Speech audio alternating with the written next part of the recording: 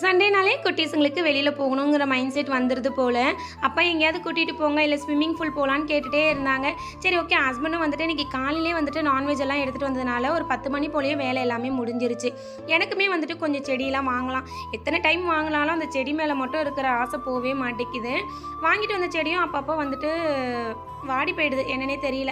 கொஞ்சம் செடியெல்லாம் வாங்கிக்கிட்டு அப்படியே ஸ்விம்மிங் பூல் போயிருந்தோம். நிறைய பேர் கேட்டிருந்தீங்க இந்த ஸ்விம்மிங் பூல் எங்கே இருக்குது அப்படின்னு சொல்லிட்டு. இது வந்துட்டு பாண்டியிலேருந்து திண்டிவனம் போகிற ரோட் டோல்கேட் தாண்டி வந்துட்டு இருக்குது.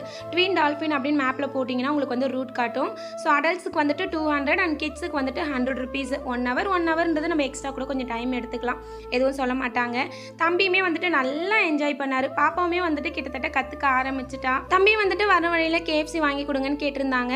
எப்பயாவது இந்த மாதிரி வரும்போது தான் வந்து வாங்கி கொடுப்போம், ரெகுலராலாம் வாங்கி கொடுக்க மாட்டோம். அப்படியே அங்கேயுமே சாப்பிட்டுட்டு பாப்பாவுக்கு தண்ணியில் ஆட்டம் போட்டது நல்லா வந்துட்டு கண்ணு சொருக ஆரம்பிச்சிருச்சு.